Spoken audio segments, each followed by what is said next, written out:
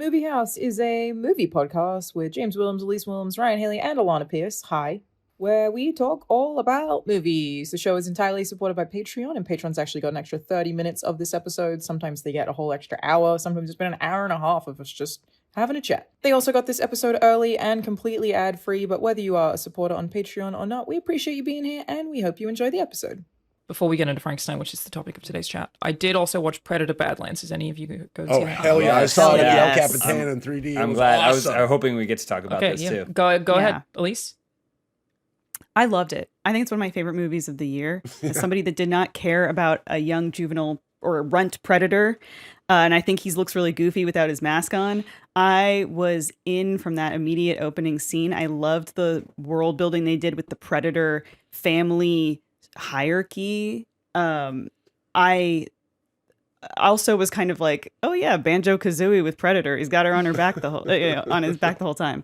But I loved their dynamic, and there's a little bit of that Marvelization of humor in it, of like, okay, everybody's got to have a quip and whatever. But I thought it really worked, and I thought his stoicism and just kind of rejection of any sort of camaraderie was really, really funny.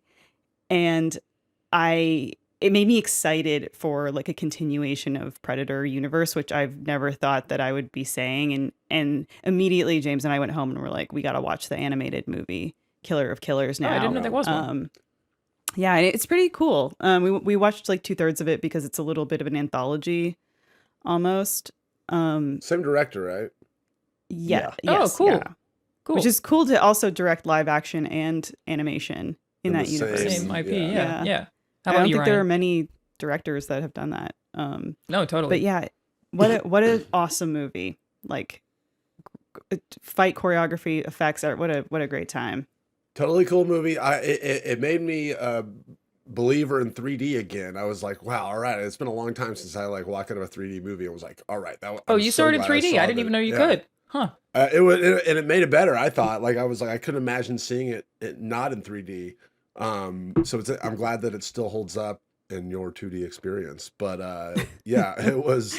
I just loved how the relentless alien violence. It was awesome. Like, he's such a good action choreographer, or just the way he sets the scene and the way it always is very effective. Because that's kind of the.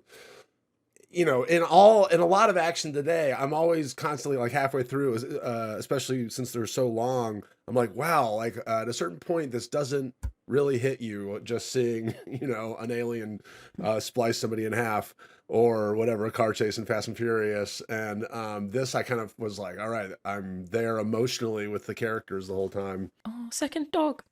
Oh, what a blessing. Dog sitting. And this dog might bark when our garage opens. I really liked the facets of it that are really video gamey. Like, so much of this was like, oh, it's Hollow Knight Silk Song. Like, there are the way the plants interact and the idea of the shard glass. Like, so much of it was like video game levels, and I really liked that. Like, that felt like an homage, because I know he is a big gamer, so I thought that was cool. And also like the fact that the movie established all of these plants and flora in this world, these dangerous creatures, and then used them again, actually went back to them as part of the story and the payoff.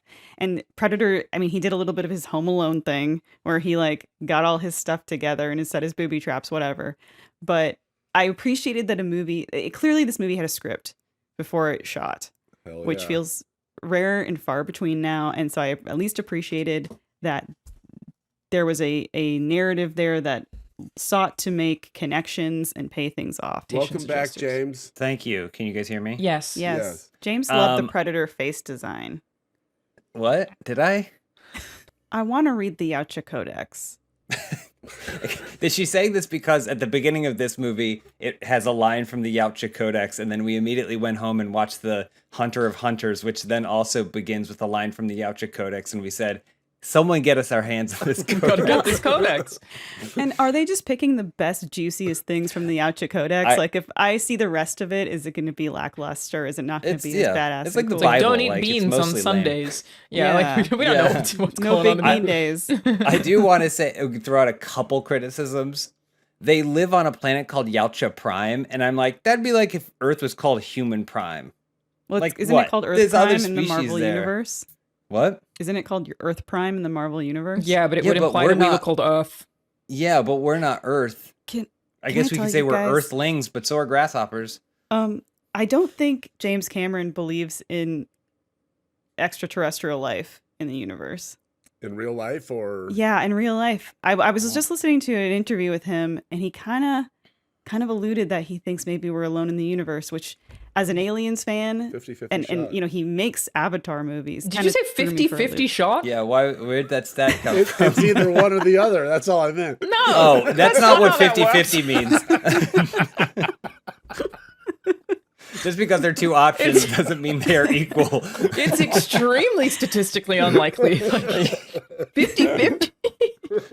I love that. That Yes or honestly, no? that's Ryan in a nutshell. We just got completely. That's his Ryan Codex. hedging his bets. It's yes or no. It's a 50-50 shot. I do Incredible. find it unfathomable when anyone thinks that aliens aren't real. It's just us? the Really? The whole thing? The statistical odds beyond the 50-50 are just like, why would we ever presume that we're special? We're in the And the idea Goldilocks that zone. we're It's alone. really rare. It's. Yeah, but it's infinite.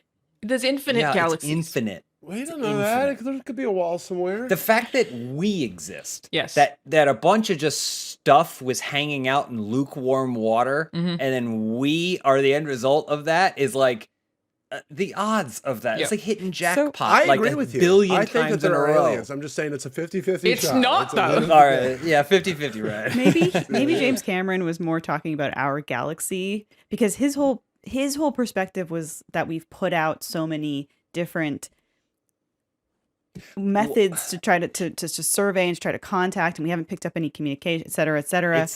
Yeah. I personally subscribe to the dark forest theory that there is extraterrestrial life out there, and they know it is unsafe to broadcast their location. We are the only dumb species that is like, here we are, come find us. But yeah, we're I'm also definitely- Steal our water or presuming whatever.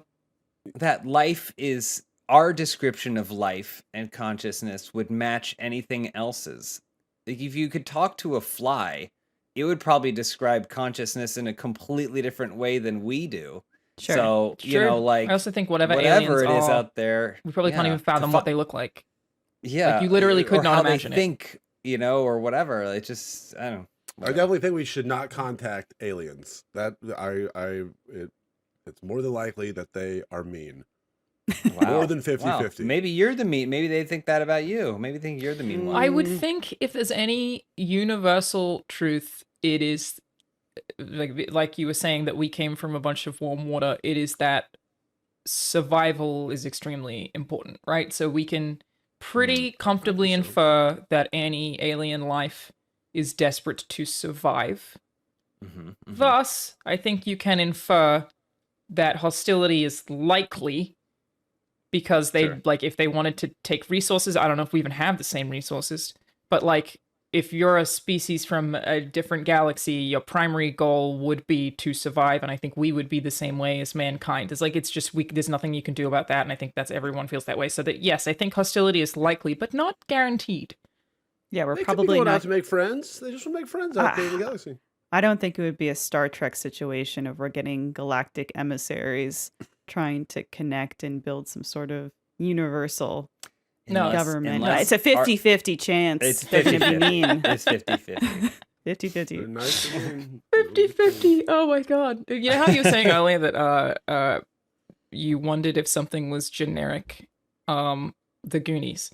I had that same thing when the first time that I saw Alien, which is now probably one of my favorite films. I was like 21, maybe 22. And I was like, it's kind of generic. And the person I watched it with went, because it invented this aesthetic. Yeah. And I was like, Yeah. oh. James talks about this a lot. Yeah, it's crazy. I just seen a bunch of stuff that had mimicked it before seeing it. And I was like, it just kind of looks like every other sci-fi. And they're like, why do you think? And I was like, oh, my bad. Good point. Like it is the originator of that particular design and of the doors and shit. Like it's all just Alien invented so much of that. Yeah. There's nothing you can do about it. That was me with Casablanca.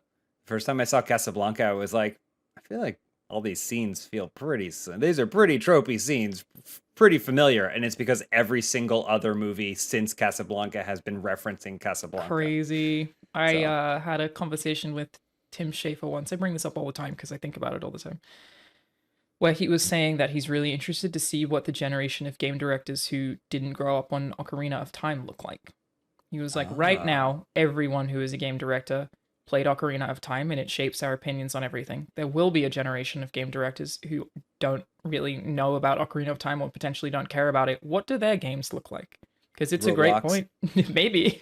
Like, maybe the Roblox generation is that. Yeah. They're probably walking among us. I recently learned that The Rookie, starring Nathan Fillion, network procedural that's in maybe its 4th season, is a massive show among Gen Z. They love it. They love The Rookie.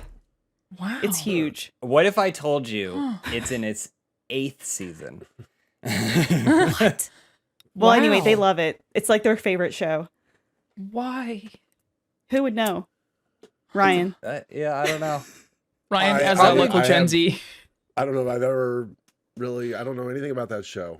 Wow. Are we demographic? Yeah, that's crazy. Damn. Too old, I guess. Wait, what did you call us, Alanah? Unk? What's that? That's what the You don't know the term unk? Gen Zs are calling people that they think are old. It's when millennials would say boomer. Now Gen Z and I think some Gen Alpha as well say unk. But I feel like I think unk sounds cooler than I think boomer. unk has more endearment in it because it's uncle, right? So they're just referring you as like a weird old dorky family member. I think there's more endearment. There's more positive. I hope that some Gen Z podcaster clips this and it's like, I would like to analyze what the I think there's positive connotations to unk.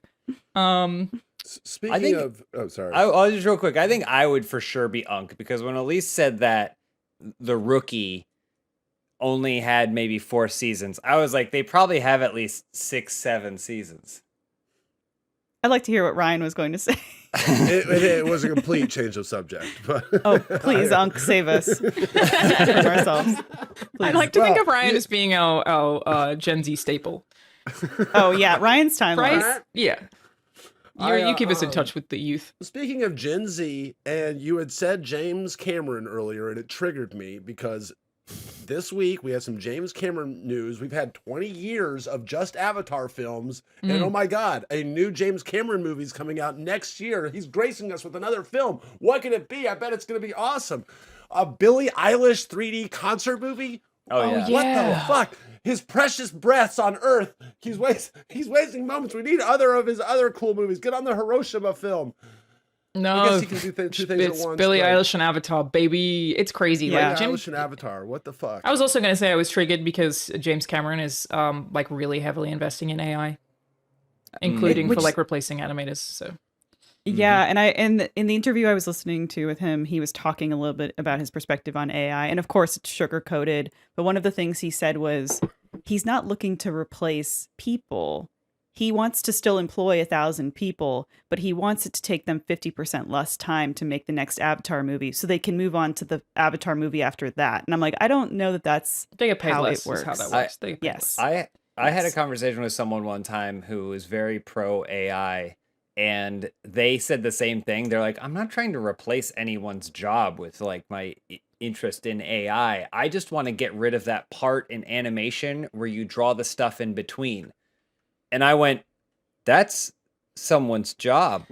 It's also just as creative people, right? Whenever I hear this stuff, when they're like, we just want to, like, it wouldn't be helpful to you if you could have AI generate the box. No, I like writing that stuff. Like, I even like the difficult things about being creative. I enjoy the process of creating. What is the point of living if it's all like, nah, we'll outsource all the things that require thinking. Literally, why be alive? That is my stance. I also feel like I have only gotten better at being creative by working with other creative people. Totally. I can sit down, I can be like I wrote a feature and that was all on my own. You know when it got good? When I sent it to people and they gave me feedback. Like, and that was the most solo process. Normally I try and be very collaborative on the things that I am creative with, but like even something as personal as sitting down and writing, it gets better when you start working with other people, which is why most of the projects that I do, I try and work with other people because they will all bring something that makes it better. It's also I fun. want more people It's fun, involved. man. It's just fun. Yeah. Yeah, I agree. You got, you work on something, then you show it to the different people. You show it to ChatGPT. You show it to Grok. You show it to Yeah, yeah. You gotta get I knew. all the Hey, different Ryan! perspectives. Wow, you really knocked it out of the park with this one. I have no notes for you. Wow, all right, let's see what Grok says. You show it to Hey, Grok? whoa, Like, do that's you have to just, like, amazing. upload your screenplay to Twitter? Like, how does that one even work? Yeah, why not? Fuck it. Just have a little upload file thing, Yeah. you show it James's thing and make it a little better, and then call it Wow, your own. Ryan, we don't think any of the fascist imagery in this is at all bad. Wow, this is really smart. Some great ideas here. Great ideas. Yeah. They'll definitely be honest with you. For sure. Yeah, no, definitely. Because they have concept of on it. It's fine. It's fine. But I was disappointed. But it is crazy when you look at James Cameron's like early. The man has made some films, and now he's like, I just want Avatar. I know. It's wild. It's crazy. Give us another Piranhas. At least for him, like, I get that it takes so long to make these things and that kind of consumes your whole life, but you'd think that he'd want to make something else, right? I don't know, Right. just Well, kind of Yeah. Billie Eilish concerts, I guess. And Yeah. and the way he speaks about it, he sees this third Avatar movie being the conclusion of a story arc. And so then he will move on to a new story within the Avatar universe, which is exhausting because I lost track of this story and don't really have any investment in it. I'm very invested. I can't wait for Avatar 3. Don't get me Wait, wrong. What do you think? What's supposed to happen in it? They meet fire people and ash people. Done. And then There it stuff is. happens. What more do you need to know? It looks It, cool. what this end? is ultimately all our fault because Avatar came out, it made billions of dollars, and then everyone turned up their nose and said, we don't even like it, and Avatar isn't even good, and I don't even know why it made $1 billion.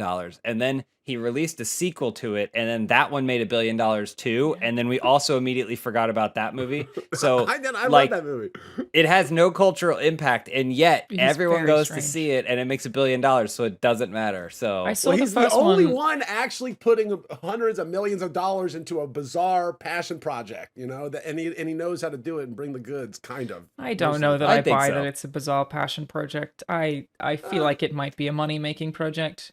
Well, I think it might be somewhat now, but that first Avatar was Totally. like his dream. Like he Yeah. was talking about that forever. I feel like, Yeah. wasn't The he? first one- like before Titanic, he was like, I Before dream Titanic. of making a movie about blue people. Like I believe that was something that was Wow. always he was talking about. To me, the first one felt more like a money grab in the sense that he's like, all right, I got to prove the concept of this IP, and I got to make it a very boring, cliche story, Pocahontas, Ferngully, whatever. And then once he proved the concept, I felt like he's like, all right, I can get down and dirty in this universe and do a really cool, weird action movie.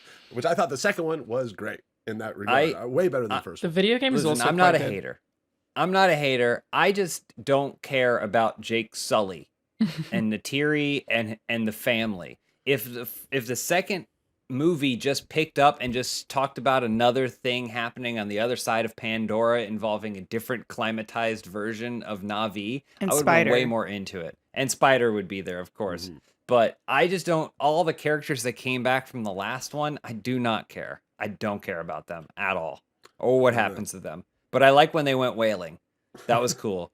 That being said, the worst thing to happen on screen in any movie that year was when they look that whale in the eye and it says it's too painful. That was one of That's the the best worst things thing that happened. ever That was put one of to the screen. top 5 things that happened that year in cinema, and I can't believe Terrible. you would say that. Just horrible. I saw the first one 3 times. Didn't even like it that much. See? Same thing. I just didn't even like it that, but I saw it 3 times, and then I've never watched any of them since. But my dad fucking loves these movies. Genuinely, he's like, "There's a new one coming out. When are we gonna see it?" He fucking loves Avatar. I don't hate him. Yeah. I don't hate him, but It's all right. It's all right. well.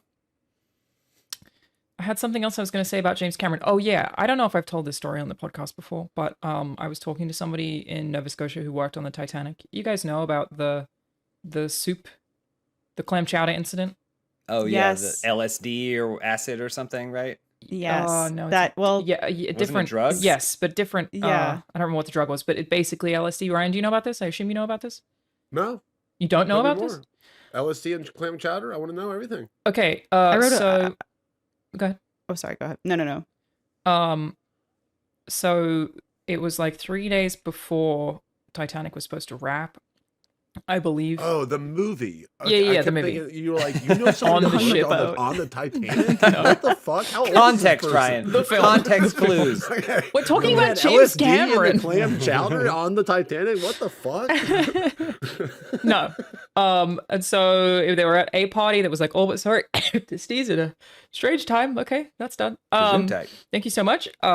They were at like, I don't know if it was a rap party, but somebody spiked the clam chowder with LSD. I believe it was the catering on the last day of filming. Okay. Catering on the last day of filming. We got some context from some people who worked on that film and were at that party. One of them who's allergic to seafood, so did not try the clam chowder. It's just like an airplane. Very interesting perspective. So, allegedly, please don't sue me. This is all alleged. James Cameron told the actress who played the old version, the older woman, I don't know what the actress's Grace name Stewart, is. Sure. To go home. I think. He told her to leave the party. Gloria? He made her leave, and he was the first one to have the clam chowder. They genuinely believe that he did this. All of them, each person who I split is maybe 4 people, all believe that James Cameron was the one who spiked it. The reason for it was that there was a thing with the studio where they were like, he was like, I need a few more days. And they were like, the only way you get a few more days is if there's a fucking disaster. They got the few more days. So they all believe James Cameron spiked the clam chowder. That's so interesting because like the way that I had heard about the story, he has publicly spoken saying that he thought that like a fired, disgruntled former production member did it. Convenient. That was what he was claiming. That's exactly what you would say if you And were and then that. I think they were all doing like a company move to Mexico or something. Like they were about I could definitely to do have some it. of my details wrong about the I don't know. timeline. All I know is Paxton talked about it as well. I They don't fucking He He talked did about it it. with Larry King. You talked about it what? PCP. PCP, yeah. PCP, that's it. Yeah. That's Yeah, way yeah, different. Yeah. But like, yeah, and they all went to the emergency room and everybody was just like tripping Yes. out, acting So insane. they were talking about this too. So they all went to the emergency room. It's a lot of people. Because they're all tripping out in the emergency room, it's freaking out other patients. So they have to put them all in the basement by themselves. All these people end up in the basement of this hospital by themselves. They're all, because they're high, really fucking hungry. Someone on production, I think it might have been James Cameron, but I don't remember if it was someone else. Brought more clam chowder. No, the guy that we were talking to about this was part of this. Someone gave him $5,000 to go to a nearby McDonald's and just order everything that he could. The McDonald's wasn't open yet, but there are employees in there. He paid them the $5,000 to open early, and he and 3 other people who did not have the clam chowder worked in that McDonald's while it wasn't open, like actually making the food to go and take back to my this God. crew of hundreds of people who are high on PCP in the basement of a hospital. And I was like, this is so interesting. Would you ever let me interview you about this, like in any like official capacity, so that I could like, would you be willing to make a documentary, or like, would you be willing to like do a dramatization? Like the story's so fucking interesting. And they were all like, we will never say anything that attaches our name to any of it. Like after this happened, we all agreed that the rumors could fly as they would, but none of us are ever going to speak on it in any official capacity. They were like, absolutely not. We will not be making anything out of this. And I was like, God, it's such a good story though. Wow. Yeah, You we could got call it across Down with James the Ship. Cameron. Speaking of ships that go down, Frankenstein. Oh, I thought you said Wicked Part 2. Not that. Oh, Apparently boy. that is getting insane revenue and terrible reviews, which doesn't Nice. We saw it. surprise At me. least I saw it. Oh, okay, go ahead then. Maybe one of the worst movies of the year. It's terrible. Wow, how is it It's so absolutely bad? horrible. And it sucks because Ariana Grande and Cynthia Erivo are clearly extremely talented and can knock out all of the horrible lines that they're forced to say and sing these incredible songs that have no emotional meaning because there's nothing in the movie that puts them in there. Like there's no lead up to it, there's no scene, there's nothing. It's terrible. I Wait, feel so bad like for them does it because go super off script from the musical or something? No, I've never seen the musical, and apparently the musical second act is not good either. Oh, okay. But they definitely didn't adapt it to be a movie. So, you know, Hmm. in a musical, I always go, well, you're singing in front of me, so that's cool. Like you always have that conceit. The difference when I saw Cats live, I was like, I mean, they're all dressed up as cats. This is pretty good. Like, I mean, they're delivering. And so I think there's a different expectation, but in a movie, you want some sort of connection or whatever, and it's devoid of any of that. Every scene is completely unnecessary and terrible. And then Cynthia or Ariana sing, and you're like, wow, they're really incredible. I wish that there was a point for any of this. That's my So I've only quick seen the review. first one, and I didn't like that either, so I will not be seeing the second one. I'm not a musical person. It is what it is. Yeah. Other than Amelia Perez, which obviously is fine art. Yeah. How is there nothing happening in the first one? I feel like, the second one. I feel like the first one sets up some stakes. I mean, at least you probably know. I was genuinely confused. I was like, what's happening right now? What's going on? I think it just gets bogged down in its own like convoluted plot and lack of actual apparent character motivations. And I think the movie tries to also borrow certain things from Gregory Maguire's book that just kind of feel half-baked. There's songs, it's really the songs in the first half of the musical far out pace in terms of quality the songs in the second half. So there are really no big numbers, and there are a lot of ballads in the second half too. So the movie lacked so much choreography. It was, a lot of it was like two people in a room singing at each other, as opposed to the first movie, which was these big overly choreographed numbers, a lot of razzmatazz. This was just kind of, we're just singing. It also really tries to tie itself to Wizard of Oz, whereas the first one, it can do whatever it wants because it's kind of a whole cloth original story. And you're like, oh, I don't know anything about Oz in this context, so it can make up a lot. The second half is like, wants to become Wizard of Oz the same way a 747 would crash onto a runway without any sort of landing gear down. Like, it's just a disaster. So are you going to see it, Ryan? Ryan, your webcam fell. Oh. I'm probably gonna. Some of my family wanted to see it over the holidays, so I was probably gonna go see it with my nieces and stuff. Yeah. I like the first one, and I like John Chu a lot. I thought I like how his movies look. They're always really bright and colorful and cool, and have a good energy to them. And I liked Wicked 1, so I'm gonna see Wicked 2, but I'm disappointed to hear that it is not. Sorry. But maybe if you temper your expectations, you might have a better time. Yeah, I kind of went into Wicked 1 thinking like, all right, here we go. I wasn't that excited, and I liked it more, so probably going to do that again for this one. That's what I did with the first one. Also, the musical's like 2.5 hours, and the total runtime of both films is over 5 hours long. Yeah. So there's something Is wrong. Dorothy Something doesn't add up there. in this part too? Yes. Oh. Her silhouette, her backside. Oh, she's referenced. Yeah. Gotcha. Kind of, We don't see her face. Yeah. Spoiler. But I mean, I think that's. But Ryan, you loved Frankenstein, Men's Wicked. Men's Wicked? Yes, I mean Frankenstein. I mean the monster and the doctor. They're Alphaba and Glenda Coded. It's good. I've seen people saying it's Men's Wicked. Okay. I've not seen that. Yeah, but we should start it. Right here on this podcast. What did everyone think of Frankenstein? Let's talk about Frankenstein. Who wants to start?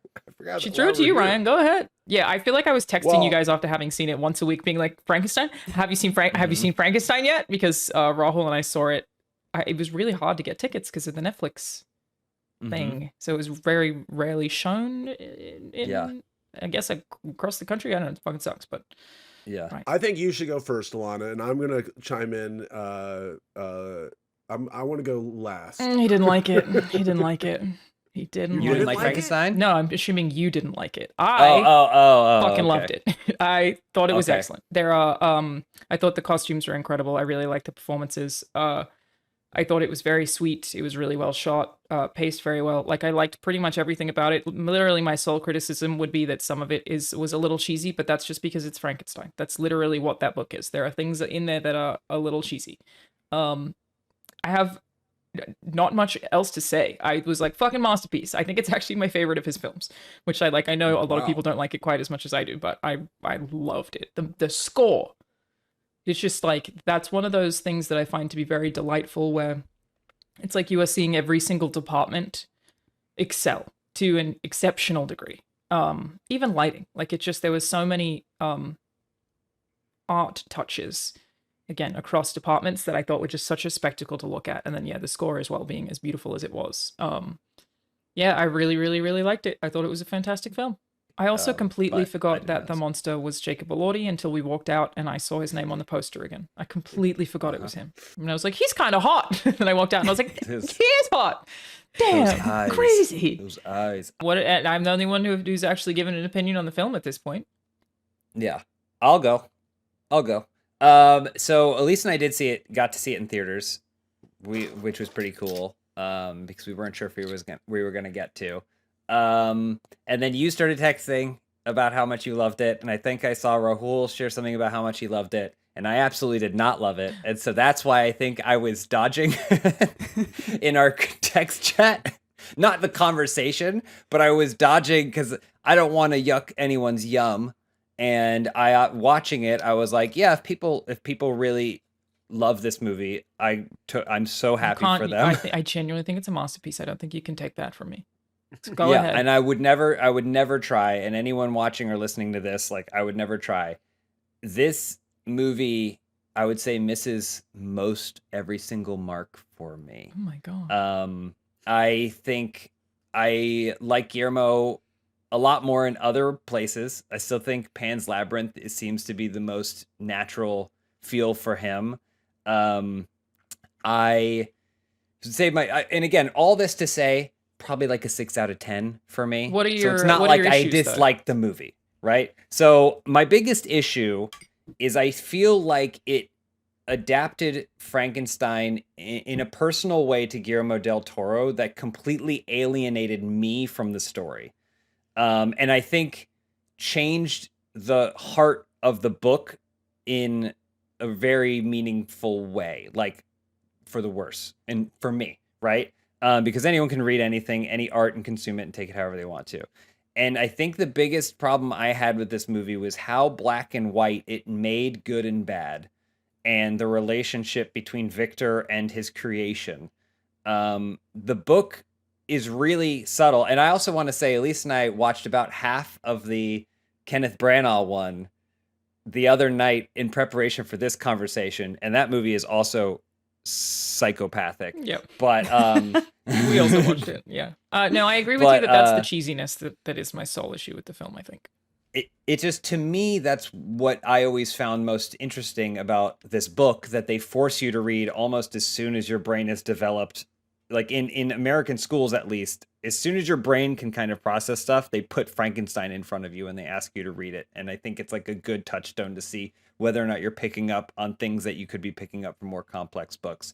And one of my favorite things about it was always how Victor isn't a bad dude necessarily. He's misguided and in pursuit of this thing that he thinks is going to be really, really helpful, but he doesn't think through that full process. And then when it spits out in front of him, he's overwhelmed by that and goes, fuck, I fucked up, and flees it. And then that butterfly flap of the wing, he completely neglects that he created something and is no longer responsible for it. But that no longer means the thing doesn't exist. So no, it goes out into the world and it has to experience it without any sort of guidance, with something that separates it from the rest of its society, and how those two things kind of reflect each other. And the fact that this movie has Victor making his monster, I have issues with how he makes the monster, because he's like, this is the most important thing in the world to me because my mom died. And so I want to stop death. And also, I guess I can only use anatomy because my dad was so like pushing anatomy study on me. And so he goes this, but he even like pawns off a lot of the responsibility of it to his brother while he tries to bang his brother's fiance. And I was like, that's weird.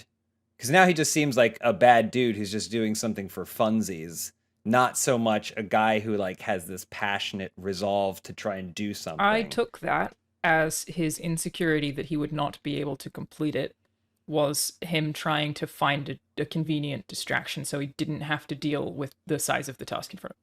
That's what I assumed was happening there. Yeah, and I think that totally makes sense.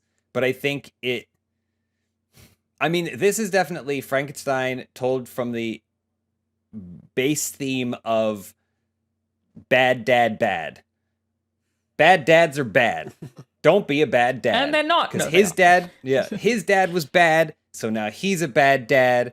And the only thing that could stop it was Jacob Elordi, he can't be a dad, but that ends the cycle, kind of, And he had a good dad, a blind dad, and that was a good dad. So now he's a good. It's just, to me, that's not as interesting, not better or worse, but not as interesting as, is Victor a villain for having done this, and is his creation a villain for all the horrible things? Because in the book, right, like the monster goes off and does a ton of bad shit, right? Like, and kills a lot of people and seeks vengeance and is just totally fueled by hate and rage. But is that his fault? Because he was dropped in the dark into this world that he's not even allowed to exist in peacefully. And then the end of it being not a resolution but a question is more compelling to me than what Guillermo did, which is, Guillermo loves monsters. And so I got it. As soon as I was like, as soon as the monster was born and it's beautiful wearing its beautiful underwear, and like somehow Victor managed to find 6-pack abs to like stick into the torso, I was like, oh, Guillermo is the monster. Like he's the monster. And then the monster's handcuffed downstairs, and then he's like, come in, I want to show you my stuff. And Mia Goth immediately goes into that room, and she's like, who's this beautiful man? I was just like, I just wasn't buying it, right? Yeah, I totally, again, I think your criticism is the same as my criticism. It's just you feel more strongly about it, which is that it's cheesy. And it's cheesy in that it's like, the tropes are cliche and the outcome is predictable. But I also was like, it's Frankenstein. We all know what happens in Frankenstein. For sure. So I was super... And it's an adaptation, and you're free to... I just think the way he adapted it kind of pushed me away. I do want to say that after I watched it, something that made me appreciate it more in hindsight was I watched an interview with Oscar Isaac, who was talking about what it was like being directed by Guillermo. And Guillermo kept giving him the direction to play it bigger, Victor bigger, because he wanted it to be like a telenovela. And when I realized that he made the telenovela version of Mary Shelley's Frankenstein, I went, that's exactly what this is. To me, it felt like a fairy tale, like a fairy tale version. Yeah. Where it's like, there is good and bad, and there's a resolution at the end where people figure out that their heart matters. And I was in on that. And I think I maybe picked up on fairy tale early because of the sets and the costumes. Mm-hmm. And there's like, it's got a glow to it, Yeah. I appreciate, I want to let obviously Elyse and Ryan talk, but I will say I appreciated how it looked, but I still felt like there's CG wolf, like there's some moments that like rip me out of it. When you build this giant cool ship, but then you have CG wolves and stuff, I was like, there's some things that I wish that he had just, maybe it wouldn't have looked as perfect if we didn't do so much of that. It's not people were trying to accuse it of having like the Netflix gloss, and I don't think it has that at all, but there's just a certain amount of like, I felt like I could see everything, and there wasn't a lot of shadows and darkness, and it was very saturated, but that's just like a minor thing. I don't know that would have bothered me if I wasn't feeling so, black and white about some of the themes. Yeah, no, again, I agree, but I think I just liked it. I was like, fully on board. Elyse, how about you? Yeah. Not my favorite GDT. I love GDT, and I'm a very big apologist of his. Love Crimson Peak. Love Pan's Labyrinth, probably one of my favorite movies. I also considered this like a 7 out of 10 for me, probably. And I think it lacks any subtext, which the book is so known for. It was a little bit of too much of like a Disneyfication, and also making him invincible and impervious to any kind of pain or attacks. I was like, okay, I not into this. And also like him pushing the ship at the end, I was not into. I felt that the question of like Frankenstein and, in the book naming him Adam, and the whole conversation of like the first man and is he without original sin? I felt it would have been such an interesting thing for Guillermo to explore in a more subtle and nuanced way, because he's always asking the question of who's the real monster. And so he didn't need, I felt like we all know that about his repertoire. He didn't need to spell it out so explicitly in this and literally have someone say it. the music was beautiful, but it didn't quite work for me because I felt like the transitions between scenes felt so obvious because the music was trying so hard to cue you to tell you how you should feel, rather than what was happening on screen being successful in telling you how you should feel about what was happening. And I felt like the shoehorning in of Christoph Waltz's character didn't really pay off in a meaningful way for me. I like his death should have been kind of like an instigating incident where, oh my gosh, now he's dead. But he just kind of died, and that was it. So it was an additive that didn't really work right for me. And like Jacob Elordi, also too attractive a monster. Like he needed to be more grotesque. I think maybe that's the telenovela aspect of it, where I was hoping for a super grotesque monster design in this, and we didn't get it. Like I went into this movie being like, Guillermo, like fuck me up. Like people have criticized you in the past for making what was marketed as a horror movie that is actually a gothic romance and all these other things. Like you have this opportunity now to do this, and it felt whimsical and beautiful, and like you said, like the music is trying to make you feel a certain way. I completely agree, but I'm so okay with it in this context. I think that's totally okay. Well, there's tons of times where a movie, like people love a movie and you're like, what? Like, I don't understand. Like a sucker punch. I don't understand. Like a sucker well, everyone punch. Loves you that. know how people could hate Sucker Punch and like everyone here is like, what? That doesn't make any sense. But I do think like with this movie, I was like, oh yeah, like when people are pointing about how much they love how it looked and how hopeful it was, you know, and like there's a lot of, I was like, I completely understand, you know? Yeah. That is, like I said, fairy tale is how it worked for me for sure. Mm-hmm. And I like the good and bad aspects. Like I completely agree with what you're saying. I just liked that about it, and normally wouldn't. I guess I would have trouble telling you why I approached this in this particular way. I think it was maybe something about the opening that I was just like, oh, I see. Like that gloss you're talking about, to me, I would have called it glow. And I just felt like I picked it up very fast and was very on board very quickly. And I had a great time. I mean, just comparing Nosferatu, and this one feels like Frankenstein goes up, right? Like it's like, like, and it ends with the sunrise, whereas Nosferatu, even though it literally ends with the sunrise, feels like it goes like, right? Just not necessarily in terms of quality, but emotionally, like, so I wonder if there's people who are more comfortable being like, you know, I just want to be dragged through the gothic vibe of it, as opposed to Frankenstein, which I feel like more like is trying to make you feel good. Yeah. It's trying to make you feel good and feel bad for him, and look how beautiful his eyes are, and then here, you know. Ryan, did you love it? Well, the reason I was saying I was going to go last is just because, like James said, I got Alanah's text. It was just like Frankenstein, all caps. Frankenstein. You know, and then I talked to James after, and he had seen it, you know, and he privately told me. You talked to James? I talked to James. I didn't know that you had this private conversation. For this show? And he was like, I don't want to tell Alanah, but I don't know about and so then I'm like, all right, sweet. I didn't know this. I'm excited to see what happens. So then I went on this illegal website I go on sometimes to watch movies early, and I watched the new Frankenstein, and I'm like, wow, this is a really insane take. This takes place in modern day. This is crazy. What a weird swing. This is I, Frankenstein. And you downloaded I, Frankenstein. It was the 2015 Xavier Samuel Danny Houston Frankenstein. Incredible. I couldn't believe it. I watched like the entire thing, and then I get to the end, and I'm like, that was crazy. No. That's his Frankenstein, and then it wasn't at all. And I was like, fuck, now I gotta spend 2.5 hours watching another one. Oh, amazing. But how was I Frankenstein?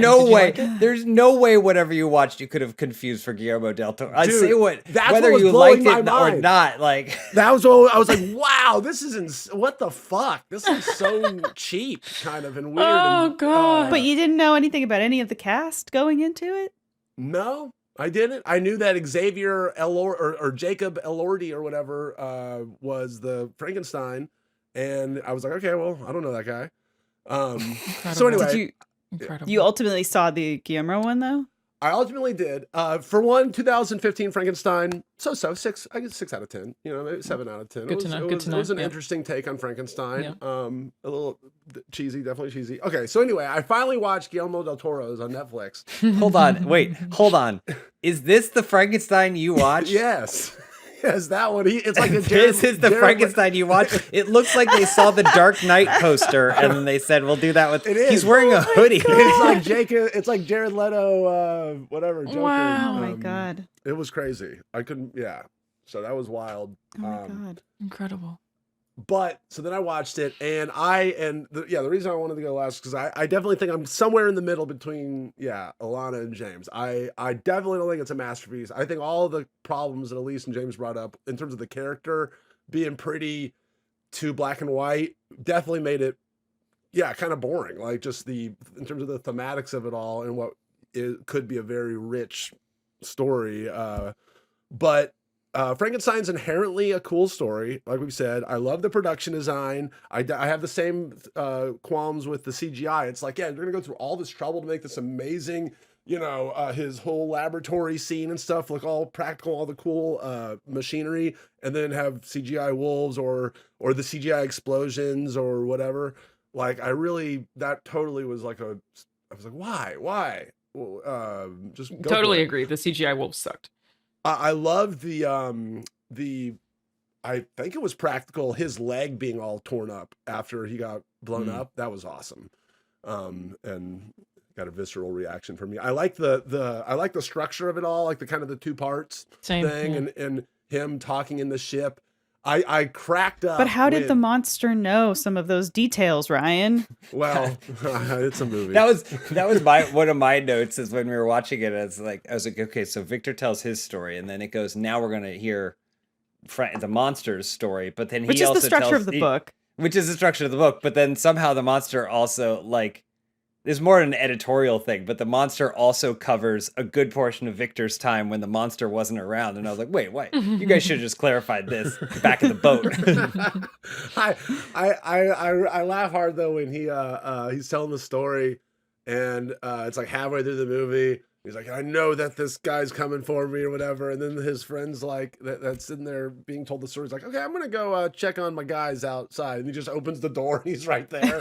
I'm like, so was that just coincidence, good timing? Or was the monster sitting there for hours the whole story? He had a glass against the door. I don't know how to open door.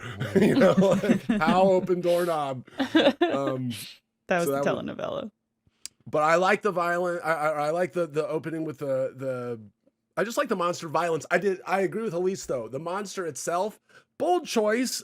It's weird that it looks straight up just like a Prometheus guy, the guy from the beginning of Prometheus. Does look like an engineer a lot. An engineer, and I would say overall, I don't. Yeah, I'd say not a fan. I mean, whatever. I hate to say it. I do just wish someone would make a awesome Frankenstein with the classic cliche green mask with the flat head. Yeah. Just give me go for it, man. Gnarly version of that. Looks a little Brooks, I guess. Like Franken-Chicken. Should we do it like a first official rankings on this one? It's because people are throwing numbers out. Like I would give this movie a 9 out of 10. Okay. I would give it what James said, a 6 out of 10, but I kind of like it more than James, it seems. So maybe a 7 then. A 6+. Mine's probably a 7. But then, I like Guillermo, like movies for weird reasons. He did a loose adaptation of Frankenstein, which I'm totally down for. I wish it was looser. I wish he threw out the book. I don't think you need the guys on the boat. I don't think you need Victor's perspective. I would have loved to see, honestly, a Frankenstein from if he loves the monster that much, and he believes that the monster is almost faultless in this story and is thrust into this world innocently and only seeks love and the acceptance of others and has not really a violent bone in his body. I would have loved a movie that is entirely from that perspective, maybe more than I would have spending half my time with a guy who's a jerk because his dad was a jerk, kind of thing. And that boils it down way more than the movie does. The movie is way more nuanced than I'm giving it credit for. But I think that I would have loved to see him, if that's what he wanted to make, go for it, man. Make something wild and crazy like we've never seen. I don't think the movie has much nuance. I don't think that it needs to be defended on that. But I also don't think it was trying to. Which doesn't like make it good or bad. But I don't. Yeah, I think if you look at it like a children's fairy tale, it has that much nuance. We watched The Ugly Stepsister a couple months ago that came out within the last year, and it's kind of like a horror adjacent retelling of Cinderella, but more focusing on one of her ugly stepsisters. And it felt like it took that source material and it did a complete turn on it, and it was completely fucked. Like I highly recommend it. But like it's in a great. good way. Oh yeah, but in a good way. Like, yeah. And I wish that this was more kind of playing in the same realm as that. Sure. Take that material and kind of turn it on its head in a way. Just stuff like, like the framework of the book of these guys going through the ice, and the captain's like, this is historic. No one's made it this far before. And the people are like, please turn around. Like, this pursuit isn't worth it. And then it isn't until that he hears the story of Victor Frankenstein that he realizes, like, let's turn the boat around. Like, like that takeaway. But I don't know if that same lesson would be learned listening to this Victor Frankenstein go, I had a really mean dad, and so I was pissed off that my monster could only say one word. Like, I feel like some of it I would have been like, if you want to adapt it loosely, throw that out and come up with something else that's better representative. Does the monster only saying one word thing happen in the book? I've not read it since I was a teenager. No, in the book, the monster is born. Speak, right? The monster is born and it's disgusting. And Victor is like, I fucked up, and just runs away. Gotcha. He just fucks off. Yeah, okay. It's honestly more like the Kenneth Branagh, except I don't think they roll around in juice for like 20 minutes. But yeah, it's just more like, he just like, that's his moment where he's like, I shouldn't have done this. And the thing that he made is like really fucking mangled, right? It's like the worst Lego. It's not an actual model. Yeah. Yeah, this doesn't look like Elrond's house. So I think there's more of a, what have I done kind of aspect, and then he just runs off, and then So it was a little him coming down and being like, oh my gosh, he's walking, he's moving around, he understands me, but he can only say one word, so I'm going to hit him with a stick. Was a little, I don't know. It was very much fairy tale. We want to convey immediately that Victor is it's evil mean. Stepfather for sure. Yeah, and to Jacob Elordi's credit, perfectly cast as this Frankenstein, because his eyes shoot through all that makeup like laser beams, and you immediately feel sympathy for him. I have a counterpoint. I think he was stunt casting. Well, he was a last minute cast because Andrew Garfield. He was a replacement for Andrew Garfield. No way. I feel like anyone could have kind of played that role in a way, but because it's just you just transform into this monster, and but they he was like, this is me projecting or whatever, hypothesizing, but just he's like, I want a really beautiful, Gen Z teen or not young actor to play this hideous monster. Well, I would also agree with that in that I think he's going for fairy tale, where he's like almost presenting him like he's the prince with the shitty evil stepdad, but I don't think it's stunt casting in that I don't think he was trying to use Jacob Elordi's name, but he probably was trying to use like an attractive young man who girls like. Okay. Yeah, I guess that was just more of a gimmick thing then. Sure, yeah. This is definitely the superior Guillermo del Toro woman falls in love with hideous monster movie. I like this more than Shape of Water. I can say I kind of get the the gothic fairy tale vibe that Alanah's talking about, but I just wish there was more depth for a 2.5 totally fair, man. Totally fair. Yeah, I kind of disagree with anything any of you are saying. It's just one of those things where sometimes it's like, how much does it bother you? I think we can all agree that the hype for The Bride is through the roof right now. Yeah, I can't wait for the Bride. Well, great. I can't tell if that movie is good or it was a favor that everybody did. Yeah, I don't know. I also, or someone was like, hey, Guillermo's doing a Frankenstein, and so that allowed someone to be like, how race cars draft each other. Yeah. You're like, Frankenstein? I'd like a Frankenstein. Up in the upstream. Yeah. Yeah. So I think this is our last episode of this year. What are our favorite movies of 2025? I think that having just rewatched it, I think Sinners is my favorite. Sinners is Yeah, it's definitely up up there there. for And me, then, for sure. Then probably One Battle After Another, and then Weapons is what I'm currently thinking. And then I would put Frankenstein. I want to shout out The Cat in the Hat 2003, Okay. which I saw for the first time recently. Yeah. That is a nightmare. I just made Rahul I made Rahul watch Dark City for the first time because I really love that movie. Oh, yeah. And I was so interested to see what he would think of it. Yeah. And I hadn't rewatched it in maybe 5 years. Maybe fucking rules.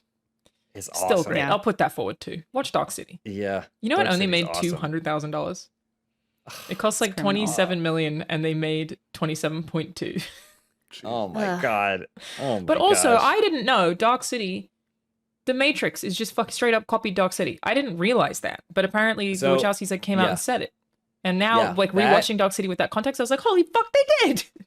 And I don't know if I highly recommend it, but it's a classic Wicked City. It's an anime from the 80s. It's got some major adult content in it. But you watch it and you're like, oh my god, this is the Matrix. Like all of this fashion choices and how like metropolises are depicted and things. Like, oh my god, this influenced the Matrix. And this was like the 80s. So Crazy. yeah, it's pretty wild. Yeah. Sorry. Go ahead. I mean, I still think my movie of the year from this year, I think it's K-pop Demon Hunters. Oh, which I just- did watch. I just loved Yeah, it. it's a great movie. I don't know. Great. I just loved it so much. But then movie that isn't from this year that I watched for the first time is Night is Short, Walk On Girl. That is also on the top of my list. Night is That- short. Walk on. I just loved it. Okay. So, Um, and Sinners, of course, which you already mentioned. Yeah. I just watched the movie. Going back from my number 5 slot. Yeah, go ahead. Go ahead. I loved Roofman way more than I thought I was going to. Missed it. I was Channing really Tatum. hoping to see that. I need to Roofman. watch it. Yeah, I haven't seen it. How did you feel about the Naruto sweatshirt, though? I can't say I remember the Naruto. Okay, well, he's apparently I've heard reports from very reliable sources that he's wearing a Naruto sweatshirt in for most of the time he's in that Toys R Us, but the events took place before any merchandising would have reached a place 0 like out of Toys 10. R You got to Us. knock that down the list, Ryan. So Damn it. that's Alright. problematic for me. Authenticity is fuck. Yeah. Okay, well, Yeah. I really enjoyed the film. It looked kind of like a, I don't know, very generic trailer, but the movie had some heart. And yeah, it's by the guy who did Blue Valentine and stuff. Anyway, then Highest to Lowest, Spike Lee's weird ass adaptation of Kurosawa, One Battle After Another, Final Destination, Bloodlines, and then my number 1 movie of the year right now, The Naked Gun remake. Okay, yeah, no, you're right. Hell You're yeah. right. Funnest time I had in the theater. And, Hell yeah. Yeah, I like forgot about Final Destination and Naked Gun because my brain didn't include comedies, which is stupid. That's but weird. they're You have both a giant fantastic. cardboard standout of it in your house, And he's How there do at all you- how you could times. possibly So forget about it. yeah, he's always there. He's behind my couch doing this. It's incredible. It's excellent. But I did forget about it. You're right. Great films. Great films. It's been a pretty solid year. At least. Yeah, I like Yeah. this year for movies. Yeah. Yeah. If I had to go month to month, I'd say January, one of them days, Kiki Palmer and SZA. That was fantastic. You don't get a lot of female buddy comedies like that. It was great. In February, Hard Eyes I really loved. Mm-hmm. March, The Day the Earth Blew Up, a Looney Tunes movie. Hell, fuck That yeah. deserves much more. Friendship in May Oh yeah. Yeah. was wonderful. Bring Her Back in June. Oh my god, I forgot about that. Best too. horror, incredible. I Jesus. mean, Sinners also we've talked about. K-pop Demon Hunters in July. Naked Gun in August. Weapons in August was incredible. Ugly Stepsister I saw in September. One Battle After Another. Umbrellas of Cherbourg I saw for the first time, and I thought was excellent, even though it's a really old movie. I've never heard this this listicle way that you do, where you It's, rank the it's, yeah, movies it's by cute. Best of I the like month? that. Yeah, it's cool. Best Oh, of it's the just month? my month, my tops of the month. So yeah, and then I Yeah. guess November so far, Rental Family and Predator Badlands have been my best It ones. has been a good what's, year. What's coming out? We What's got coming out Marty in December? Supreme and Avatar 3 Right. Okay. and Park Chan-wook's movie Yes. Oh yeah. Oh yeah. yeah, Feckham Hall comes out, which I'm very excited about because it's like Fuck My a down- Son. Yeah, Fuck My which Son we should comes make out, as sure we we all know. watch. Yeah. Fuck My Son. We'll definitely do a Fuck My Son episode. Very excited about that one. Cover that Me too. top to bottom. Movie sounds insane. I don't even know where And- it's oh, showing. I don't know where you see Fuck My Son. Do you have any idea, Ryan? Well, it was showing at the Alamo. Okay. I believe. Okay. Ryan's got a website he goes to. Yeah. Don't Google it. We got to make sure we watch the right Fuck My Son, though. Yeah, not the 2015 one.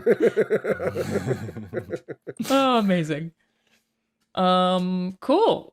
It's been a good year. Thanks for watching, everybody. This was a fun year. Fun talking movies with y'all all year. A lot of good stuff, man. It was a good year. How many episodes did we get in this year? It must be 12. Everybody got 6. Right? 12? Did we do one a month? I think we did. Let me check. Almost. Did we? Maybe we missed 50-50 one. chance we did. I want to say, can I just say, I love talking about movies with you guys. Me too. It's always so fun. It's like, very because fun. I feel like looking back, there's lots of movies where we've been split on. But I love talking with everyone because when someone talks about a movie they like that I didn't like, it makes me like that movie more. I feel the It same makes way me like that person less. And I hope when I shit on a movie you guys liked, it makes you like it less. Well, it does make me want to rewatch Frankenstein from your perspective, even though I really enjoyed it. It does make me want to go. From the Well, let me monster's think about it. perspective. Yeah. So apparently Yeah. this is 9, and I agree. I think it's way more interesting to have a show where people frequently disagree, and it's also not predictable where we'll disagree. Like I can't guess what you guys are gonna like and what you aren't, and I'm always genuinely really interested to hear what you have to say. It's been very, very fun. Yeah. Here we are the night episode before 9. Thanksgiving, and I'm thankful for MovieHaus. Yeah, Yeah. I'm thankful. Thank you guys. James, where can people find you? What have you been up to? People can find me, basically search James Willems anywhere. I'm not the berry farmer or the cardiologist. But Elyse and I do a podcast every single week, goes out on Tuesday, called Answer For It. It's a trivia podcast where Elyse generally finds funny trivia questions, hands them off to myself, Zach Anner, and AJ Locasio, and then we are too stupid to know what the right answer is, so we try and come up with a funny one. And that's a really fun show that we've been doing for a while now and love doing it. So yeah, Answer For It is where you can probably find me. Put the link And in at the description. wrestling ring, I just saw James and occasionally wrestling. Yeah. When I did is a your big next wrestling happening? I don't know when this goes up. I don't know when my next This wrestling will be up is on the happening. 5th. But if you follow me on Instagram, I always post. Gotcha. When it's I'd really happening like to go generally. sometime. If there's one that you think is like local, Raul, Yeah, I would love to. I did one recently that was celebrity deathmatch themed, and it also had burlesque dancers. And Wait, if is we this do the one with the another Jared awesome- Leto's? This was the Jared Leto's. Incredible. I wrestled. It was Jared Leto versus himself. I wrestled as Tron Ares Jared Leto Incredible. versus Morbius Jared Leto. And then the match was interrupted by Suicide Squad Joker Jared Leto. Incredible. And it was such a blast. And hopefully we'll do another one of those, and I'll definitely let you guys know I'd love to when go. that happens. Sounds awesome. I also want to shout out Let's Get Cozy. It's the song of the winter. I heard this song this I heard morning. that this morning too. and I heard it too. And Yeah. it's It's the song taking over of the the world. winter. Yeah. So- I'll leave a It's link really in the good, description. Ryan. I also enjoyed it, Ryan. It was genuinely a Yeah. fun time. Thank you all. Yeah. Okay, Great stuff. can I? Sorry, we're dog sitting this little dog Max, and I didn't even realize he brought his bed closer to me. Oh my God, did he really? Yes, during the duration of this, it was back there. We might have footage I of know that. back He's there. here. Aw. Oh my! Wow. That's so cute. What an angel. Do you have a Benson like statue back there? Yeah, it's one of Yeah, my Lil prized Benson. possessions. Somebody made this a Funhouse fan, and That's- he's got the place of The honor. fact that it's like blurry and that far away, but I can tell that it's Benson is crazy. it also has a very like Wes Anderson stop motion quality to it, which makes it even more That's so charming. cool. But yeah. I Hey, love it. that's the benefits of a remote episode, everybody. Yeah. Elyse, do you have anything that you would like to promote? What have you been up to? Same as James, and you can also just follow me at Elyse Willems, mostly on Instagram. I feel like that's where I do my posting and check out what's happening there. Cool. Ryan, how about you?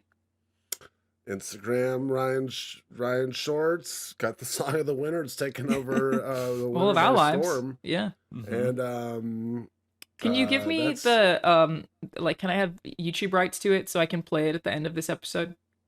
Yeah, how do I? Yeah, we'll talk about how. Okay. How we'll Yeah, accomplish We'll it. leave the episode He'll cut with you a it. pretty generous deal. Yeah. It won't be too much. Thank you. We'll do some revenue sharing on that.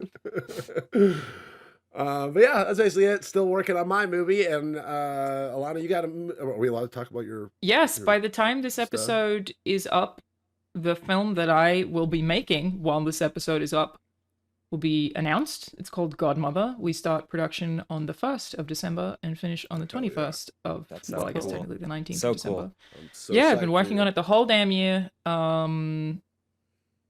It's also just like giving me so many perspectives, especially while doing this podcast, of just like, man, shit's hard to make. The amount of things that we've had to concede on, like, for budget reasons that I'm like, I'm sure people we're will all have a problem terrible. with. And, Like, difficult to make ivory films. towers. But I will leave a link in the description to the article where you can read more about it and our cast announcement and stuff, and follow us on Instagram. That is also very helpful because it's a very indie film. Like, we intentionally avoided all studios because we didn't want to have to deal with any of them, even though it would have been a lot easier. So check out Godmother. That's me throwing a thing in there. And now enjoy this song from Ryan. Ryan, what's it called? Let's get cozy! Everybody talks about the song of the summer. Summer's gone, getting cold, it's a bummer. It's time to bundle up and never leave my home. But we need a different vibe when the sun don't shine. Oh, the song of the summer, it don't work inside. This is the song of the winter, and this is how it goes.